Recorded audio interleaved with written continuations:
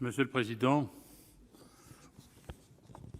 madame la ministre, madame le rapporteur, mes chers collègues, on ne peut pas, sous prétexte qu'il est impossible de tout faire en un jour, ne rien faire du tout, écrivait l'abbé Pierre, dont la sagesse n'avait d'égal que son humilité.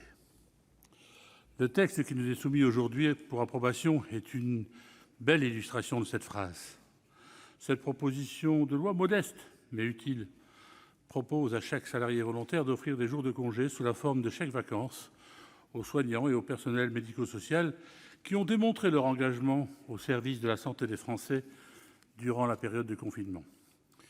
Si ces dispositions ne vont pas révolutionner la vie des soignants, peut-être permettront-elles d'améliorer à la marge leur pouvoir d'achat. Il s'agit d'un geste de solidarité individuelle qui ne saurait en aucune mesure se substituer à la solidarité nationale et aux mesures gouvernementales. Ces dispositions proviennent d'une initiative citoyenne qu'il convient de rappeler. Le 20 mars dernier, le groupe Pasteur Mutualité a lancé la campagne « Je donne mes RTT » sur les réseaux sociaux en s'inspirant du dispositif existant pour les proches aidants. La proposition de loi traduira dans notre législation une pratique initiée par un certain nombre d'accords d'entreprise depuis le début de l'épidémie.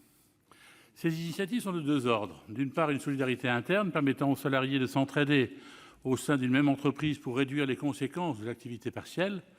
D'autre part, une solidarité externe s'est mise en place à travers le don de jours de repos monétisés puis reversés à des associations de soutien aux soignants. Or, le cadre législatif actuel, initié notamment par deux députés du Nord, Paul Christophe et Guy Bricout, se limite au don de jours de congés monétisés aux parents d'un enfant gravement malade et à un proche aidant. Dès lors, il s'agit d'accompagner le volontarisme d'un certain nombre d'entreprises en adaptant la législation de façon provisoire à la situation d'exception que nous avons traversée ces derniers mois. Si la loi n'a pas vocation à être le réceptacle de mesures provisoires, il me semble qu'elle ne doit pas faire obstacle aux initiatives citoyennes. Dans un contexte de forte tension économique, il serait inconvenant de décourager les élans de solidarité individuelle. C'est pour ça que notre groupe se félicite du succès de la commission mixte paritaire réunie en urgence le 4 juillet dernier. Nous saluons le travail réalisé pour préserver les avancées apportées par le Sénat tout en maintenant dans la loi le dispositif de don de jours de congé proposé initialement par l'auteur de cette proposition de loi, le député Christophe Blanchet. Dans une démarche constructive, la commission des affaires sociales du Sénat a proposé en première lecture une réécriture de l'article 1 visant à remplacer le don de jours de congé par le versement d'une partie de la rémunération du salarié correspondant à une ou plusieurs journées de travail.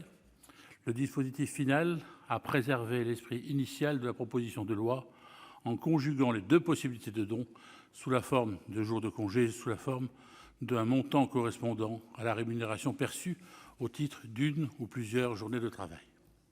Le Sénat a également proposé de borner le dispositif dans le temps, posant l'échéance du 31 août de façon à circonscrire les dons au plus près de la période de confinement.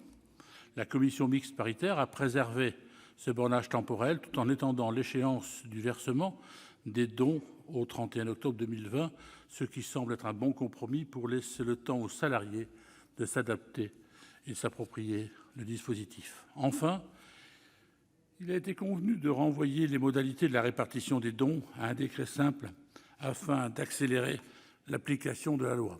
Les principales avancées du Sénat sont maintenues, tout en préservant l'esprit du texte initial. Nous voterons les conclusions de la commission mixte paritaire. Merci. La parole